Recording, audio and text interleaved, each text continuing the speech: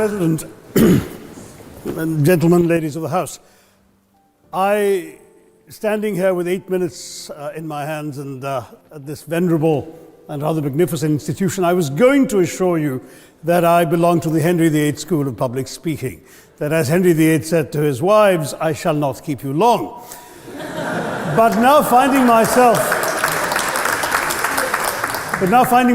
the seventh speaker out of 8 in what must already seem a rather long evening to you, I rather feel like Henry VIII's last wife. I more or less know what's expected of me, but I'm not sure how to do it any differently.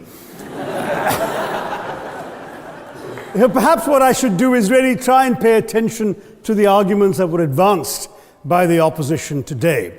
We had, for example, Sir Richard Ottaway suggesting, challenging the very idea that it could be argued that the economic situation of the colonies was actually worsened by the experience of British colonialism. Well, I stand to offer you the Indian example, Sir Richard. India's share of the world economy when Britain arrived on its shores was 23%. By the time the British left, it was down to below 4%. Why? Simply because India had been governed for the benefit of Britain. Britain's rise for 200 years was financed by its depredations in India. In fact, Britain's industrial revolution was actually premised upon the deindustrialization of India. The handloom weavers, for example, famed across the world, whose products were exported around the world, Britain came right in. There were actually these weavers making fine muslin, light as woven air, it was said. And Britain came right in, smashed their thumbs, broke their looms, imposed tariffs and duties on their cloth and products, and started, of course, taking the raw materials from India and shipping back manufactured cloth, flooding the world's markets with what became the products of the dark and satanic mills of Victorian England. That meant that the weavers in India became beggars, and India went from being a world-famous exporter of finished cloth into an importer, went from having 27% of world trade to less than 2%. Meanwhile, colonialists like Robert Clive bought their rotten boroughs in England on the proceeds of their loot in India, while taking the Hindi word loot into their dictionaries as well as their habits.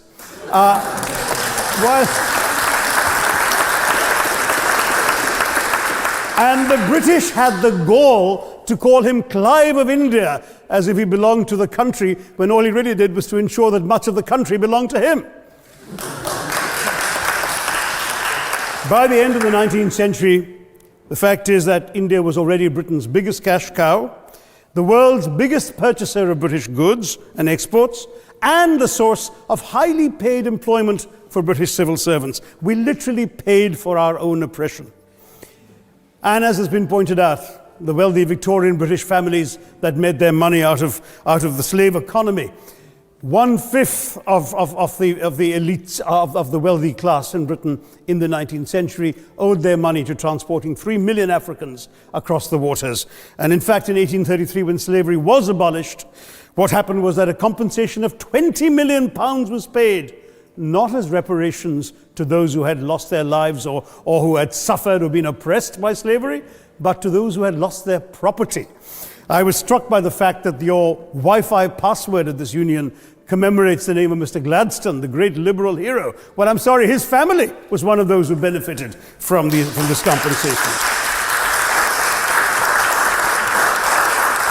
Staying with India, between 15 and 29 million Indians died of starvation in British-induced famines. The most famous example, of course, was the Great Bengal Famine during the Second World War, when 4 million people died because Winston Churchill, deliberately as a matter of written minuted policy, proceeded to divert essential supplies from civilians in Bengal to sturdy Tommies and Europeans as reserve stockpiles. He said that the starvation of anyway underfed Bengalis mattered much less than that of sturdy Greeks. This is Churchill's actual quote. And when conscience-stricken British officials wrote to him, pointing out that people were dying because of this decision, he peevishly wrote in the margins of the file, "Why hasn't Gandhi died yet?" So all notions that the British were trying to do their colonial enterprise out of enlightened despotism, to try and bring the benefits of colonialism and civilization to the benighted heathen. I'm sorry, Churchill's conduct in 43 is simply one example of many that gave a lie to this myth. As others have said on the proposition, Violence and racism were the reality of the colonial experience. And no wonder that the sun never set on the British Empire, because even God couldn't trust the English in the dark. Let me take World War I as a very concrete example, since the first speaker, Mr. Lee, suggested these things couldn't be quantified. Well, let me quantify World War I for you. Again, I'm sorry, from an Indian perspective, others have spoken of other countries. 1/6 of all the British forces that fought in the war were Indian. 54,000 Indians actually lost their lives in that war. 65,000 were wounded. Another 4,000 remained missing or in prison. Indian taxpayers had to cough up £100 million in that time's money.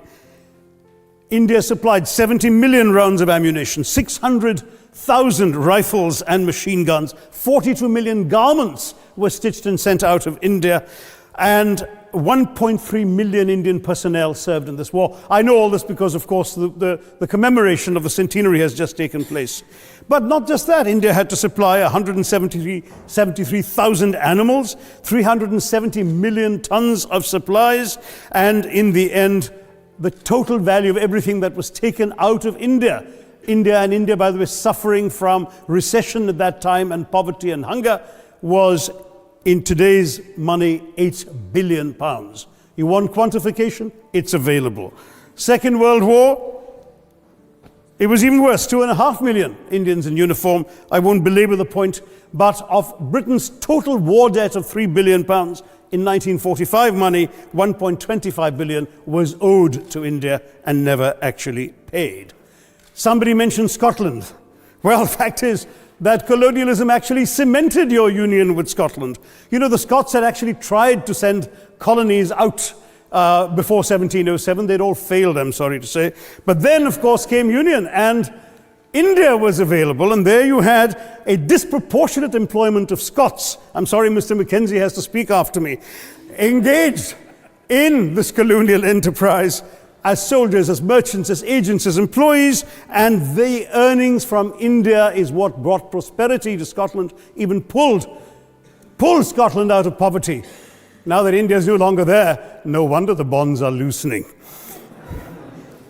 Now, we've heard other arguments on this side. There's been a mention of the railways. Well, let me tell you, first of all, as my colleague, the Jamaican High Commissioner, has pointed out, railways and roads were really built to serve British interests and not those of the local people. But I might add that many countries have built railways and roads without having had to be colonized in order to do so.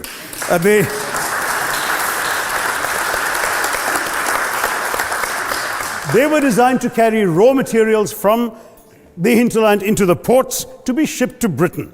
And the fact is that the Indian or Jamaican or other colonial public, their needs were incidental. Transportation, there was no attempt made to match supply to demand for mass transport, none whatsoever. Instead, in fact, the Indian railways were built with massive incentives offered by Britain to British investors, guaranteed out of Indian taxes paid by Indians, with the result that you actually had 1 mile of Indian railway costing twice what it cost to build the same mile in Canada or Australia, because there was so much money being paid in extravagant returns. Britain made all the profits, controlled the technology, supplied all the equipment, and absolutely all these benefits came as private enterprise, British private enterprise, at public risk, Indian public risk. That was the railways as an accomplishment. We're hearing about aid. I think it was again Sir Richard Ottaway who mentioned British aid to India. Well, let me just point out that British aid to India is about 0.4% of India's GDP. The government of India actually spends more on fertilizer subsidies, which might be an appropriate metaphor for that argument. If I may point out as well,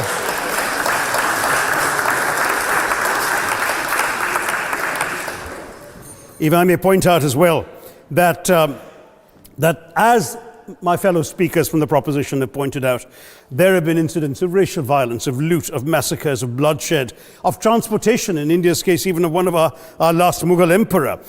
Yes, maybe today's Britons are not responsible for some of these depredations, but the same speakers have pointed with pride to their foreign aid. You're not responsible for the people starving in Somalia, but you give them aid. Surely the principle of reparations for the wrongs that have been done cannot be denied. It's been pointed out, for example, the dehumanization of Africans in the Caribbean, the massive psychological damage that has been done, the undermining of social traditions, of property rights, of the authority structures of these societies, all in the interests of British colonialism.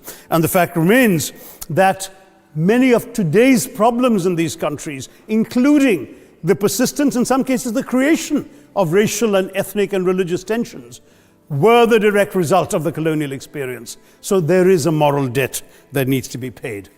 Someone challenged reparations elsewhere. Well, I'm sorry, Germany doesn't just give reparations to Israel. It also gave reparations to Poland. Perhaps some of the speakers here are too young to remember the dramatic picture of Chancellor Willy Brandt on his knees in the Warsaw Ghetto in 1970. And there are other examples. There is Italy's reparations to Libya. There's Japan's to Korea.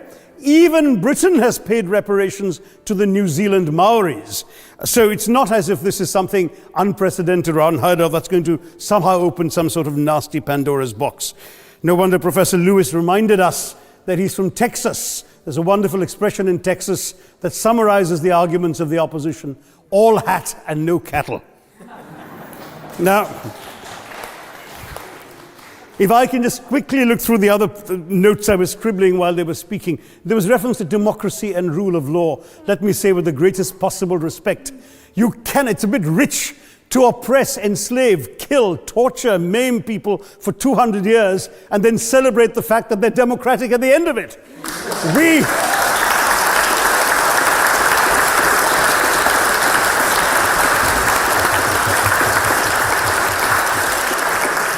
We were denied democracy, sir. We had to snatch it, seize it from you. With the greatest reluctance, it was conceded in India's case after 150 years of British rule, and that too with limited franchise. Yes, indeed, ma'am. The opposition spoke quite highly of Greek and Athenian democracy on which the West should pride itself, and spoke of liberty and equality in that same name. The Athenian democracy was only functioning because of the slave society on which it was built. That's the nature of colonisation. All right, I don't think that needs contradiction, not from me at any rate. But if I may just point out, I think the arguments made by a couple of the speakers, the first speaker, Mr. Lee in particular, conceded all the evil atrocities of colonialism, but essentially suggested that reparations won't really help. They won't help the right people. They'll be used as a propaganda tool. They'll embolden people like Mr. Mugabe. It's always nice how in the old days, I'm sorry to say that the people of the Caribbean used to frighten their children into behaving and sleeping by saying Sir Francis Drake would come after them. That was a legacy of that. Now it's Mugabe will be there. So this is the new sort of Sir Francis Drake of our times. The fact is very simply, sir, that we are not talking about reparations as a tool to empower anybody. They're a tool for you to atone for the wrongs that have been done. And I am quite prepared to accept the proposition that you can't put a monetary sum on the kinds of horrors people have suffered. Certainly no amount of money can expiate the loss of a loved one, as somebody pointed out there. You're not going to be able to figure out an exact amount. But the principle is what matters. The fact is that to speak blithely of sacrifices on both sides, as an analogy was used here, a burglar comes into your house, ransacks the place, stubs his toe, and you say, well, there was a sacrifice on both sides. That, I'm sorry to say, is not an acceptable argument. The truth is that we are not arguing specifically that vast sums of money need to be paid. The proposition before this House is the principle of owing reparations, not the fine points of how much is owed, to whom it should be paid. The question is there a debt? Does Britain owe reparations?